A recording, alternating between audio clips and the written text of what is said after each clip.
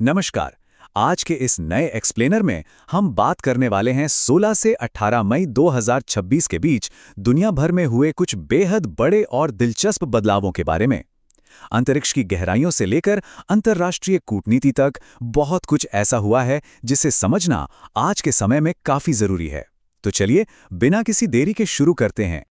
अब सोचने वाली बात है कि एक एस्ट्रॉइड यूएई के अरबों डॉलर्स और माउंट एवरेस्ट के रिकॉर्ड के बीच भला क्या कनेक्शन हो सकता है।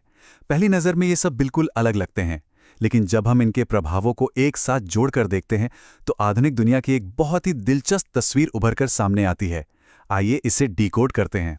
चीज़ों को आसान बनाने के लिए हमने इस पूरे एक्सप्लेनर को 4 मेन हिस्सों में बांट दिया है: भू राजनीति और रक्षा, अर्थव्यवस्था और बैंकिंग, विज्ञान और पर्यावरण, और आखिर में कुछ बेहद खास उपलब्धियां। तो चलिए सबसे पहले बात करते हैं भू राजनीति और रक्षा क्षेत्र की, और शुरुआत करते हैं एक बहुत ही छोटी लेकिन ऐतिहासिक कूटनीतिक मुलाकात से। जरा सोचिए, सिर्फ 2.5 घंटे की मुलाकात में भारत और यूएई ने कितने बड़े समझौते कर लिए। $5 बिलियन का निवेश और एक 8 एक्साफ्लॉप एआई सुपर कंप्यूटर क्लस्टर पर पार्टनरशिप। मतलब एक ऐसा सिस्टम जो हर सेकेंड क्विंटिलियन कैलकुलेशन कर सकता है, और साथ ही मैत्री प्लेटफॉर्म के जरिए एक वर्चुअल ट्रेड कॉरिडोर भी बन रहा है जो व्यापार के तरीके को पूरी तरह से बदल देगा। लेकिन यहाँ सबसे दिलचस्प बात क्या है? एक नए समझौते के तहत अब यूएई भारत के इमरजेंसी रिजर्व में अपना कच्चा तेल सीधे स्टोर कर सकेगा। फिलहाल भारत के पास 5.33 मिलियन टन तेल स्टोर करने की कैपेसिटी है। हमारी ऊर्जा सुरक्षा के लिहाज से देखा जाए तो ये कदम सच में एक बड़ा गेम चेंजर है। अब अगर हम आज की सैन्य तकनीक को देखें तो रेंज का अंतर सच में हैरान करने वाला है।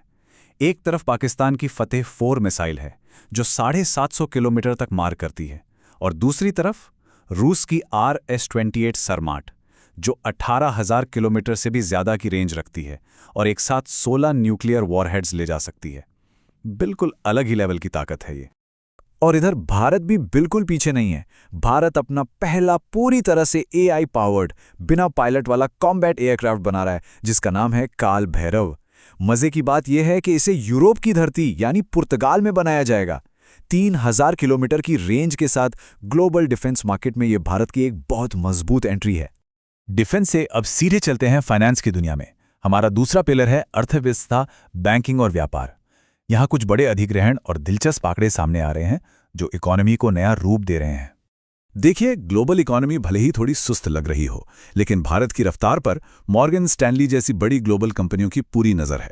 उन्होंने 2026-27 के लिए भारत की जीडीपी ग्रोथ का अनुमान बढ़ाकर सीधा 6.7% कर दिया है। ये साफ दिखाता है कि हमारी इकोनॉमी का इंजन इस वक्त फुल स्पीड में काम कर रहा है। इकोनॉमी की बात हो तो बैंकिंग को कैसे भूल सकते हैं। अब हाल ही में मार्केट में हुए एक पेनाल्टी एक्शन को समझने के लिए हमें बैंक और एनबीएफसी यानी कि नॉन बैंकिंग फाइनेंस कंपनी के बीच का बुनियादी फर्क समझना होगा। बैंक आपके सेविंग्स और करंट अकाउंट खोल सकते हैं, लेकिन एनबीएफसी सिर्फ लोन और इन्वेस्टमेंट का काम करते हैं। उनके पास फुल बैंकिंग लाइसेंस नहीं होता। एनबीएफसी के रिस्क को कंट्रोल करने के लिए रिजर्व बैंक ने कुछ लेयर्स बनाई हैं। इसे एक टियर सिस्टम की तरह समझिए। जैसे जैसे कंपनी बड़ी होती है वो ऊपर की लेयर में जाती है और नियम बहुत ज्यादा कड़े हो जाते हैं।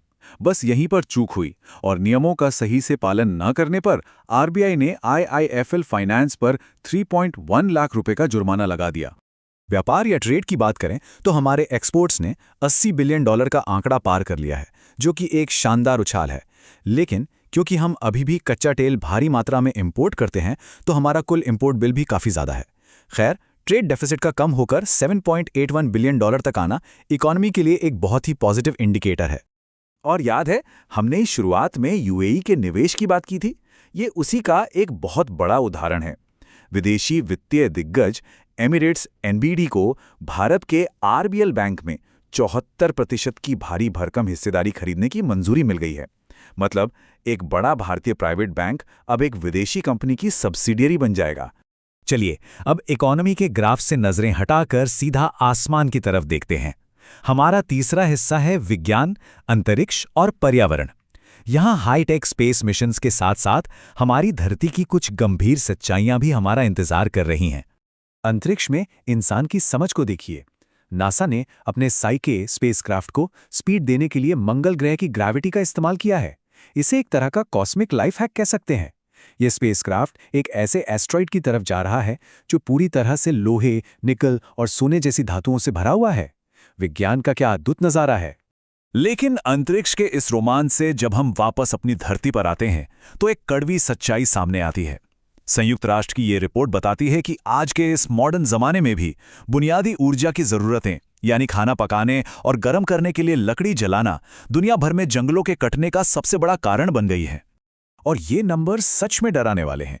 सिर्फ एक दशक में ग्लोबल फॉरेस्ट कवर 4.18 अरब हेक्टेयर से घटकर 4.14 अरब हो गया है। सीधे शब्दों में कहें तो हम हर साल 40 लाख हेक्टेयर से ज्यादा जंगल खो रहे हैं। ये हमारे इकोसिस्टम के लिए एक बहुत बड़ा अलर्ट है, जो हमें पर्यावरण बचाने के लिए तुरंत एक्शन लेने को कह रहा है। खैर, अब हम अपने एक्सप्लेनर के आखिरी पड़ाव पर आ गए हैं, उल्लेखनीय उपलब्धियां। यहाँ कुछ ऐसे रिकॉर्ड्स और अचीवमेंट्स हैं जो इंसान की हिम्मत और सिस्टम के कामकाज को एक नए नजरिए से दिखाते हैं। जैसे कि कामी रीता शेरपा का माउंट एवरेस्ट फतह करना, और वो भी 32वीं बार। इसे आप एक्सट्रीम स्टेयर क्लाइंबिंग का अल्टीमेट लेवल समझ सकते हैं। कोई इंसान अपने शरीर और संकल्प को इस हद तक ले जा सकता है, ये सच में रोंगटे खड़े कर देने वाली बात है। और अगर हम एडमिनिस्ट्रेशन की बात करें तो त्रिपुरा ने एक बहुत बड़ा नेशनल बेंचमार्क सेट किया है। उन्होंने 51 अलग-अलग क्षेत्रों से लाल पीता शाही और फालतू के नियमों को हटा दिया है। डिजिटल गवर्नेंस और ईज ऑफ डूइंग बिजनेस के लिए ये एक बहुत ही शानदार कदम है।